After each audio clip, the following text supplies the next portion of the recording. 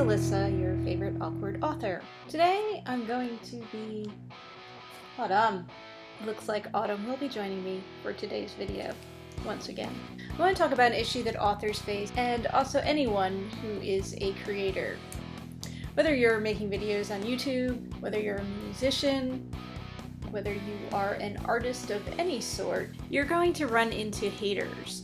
Now this can include anything from actual professional critics to random strangers who write reviews on Amazon or Goodreads, post YouTube comments, comment on a blog, tag you on Twitter or Facebook. Unfortunately, the internet has made it a lot easier for us creators to have interactions with the people who don't like the things that we create. The problem with this is that creators tend to be insecure people, sensitive people, and when they're exposed to this unsolicited criticism, it can actually disrupt their creative process, or at the very least, put them in a bad mood. There's an old saying, if you can't say anything nice, don't say anything at all. It does not seem to apply on the internet. It almost seems like the reverse of this rule applies on the internet. That is, people seem to think that if you don't have anything to criticize, then you shouldn't be posting comments online. I don't have such an issue with professional criticism. If someone is a paid book reviewer or music reviewer and they don't like your work and they write a review that's a professional review as opposed to a scathing personal review, then that's one thing. If they write a personal scathing review, then I don't really have much use for them. Now this isn't to be confused with constructive criticism. That is when you are, workshopping a piece or asking for feedback from others. But constructive criticism is not just criticism, it's criticism with the aim of improving.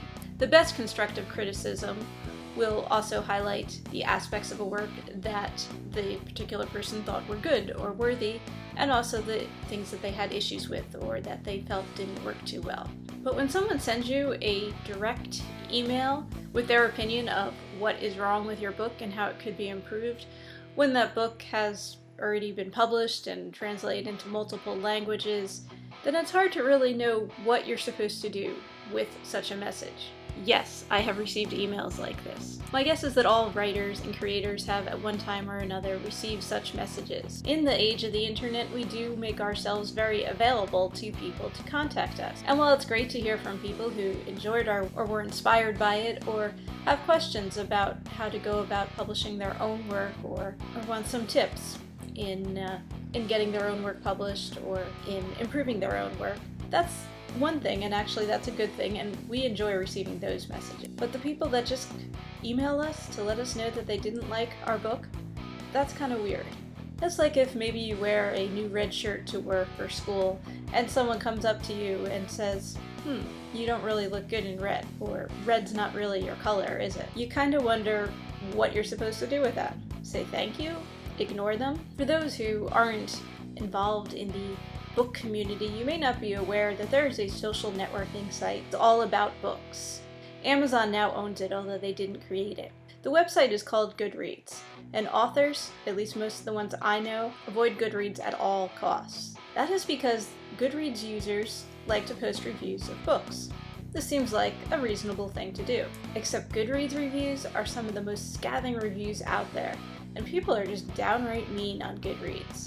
Some of them from people who haven't even read your book. They just post, 1-star reviews because, I don't know, it improves their Goodreads ranking or makes them look cool or some other random reason. But unless authors want to be depressed or demoralized, they tend to stay away from Goodreads.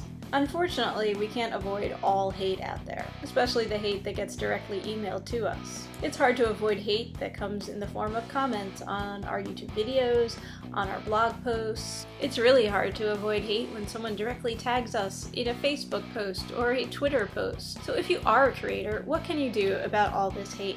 Ignore as much of it as you can, but sometimes that's impossible. Whatever you do, I would suggest not engaging directly with your haters. Remember, these are unreasonable people who think that you want to hear their opinion, even when you really don't. Keep in mind that haters a lot of times are not creators themselves, or if they are creators, they're jealous of your success. But for the most part, haters are people who have nothing better to do with their time than complain about other things. You should pity them and feel sorry for them, and realize that while you are busy making things, they are busy being obnoxious. If you are a creator who has had to deal with haters, or if you're feeling overwhelmed by all the haters out there, know that you are not alone. All creators deal with this, and one person's opinion does not mean that your work is not worthy, or that you don't have talent, or that you should get a day job. Don't allow the critics and complainers and haters to stop you from creating new work. Tune them out, pity them, silence them in any way you can, without directly engaging with them. For some reason, it's more popular to be a complainer on the internet than to be a praiser. Of course, I also believe in good karma. If you want to avoid haters, don't be a hater yourself.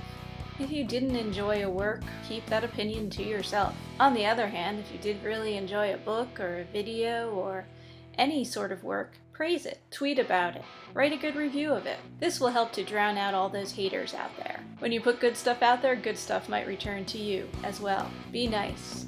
Say nice things. And if you don't have anything nice to say, just shut up. Okay, my rant is done. My name's Alyssa Grasso. I am an author, a creator who has dealt with haters. I put out these new awkward author videos every Tuesday. Sometimes Autumn, my cat, likes to help me with them.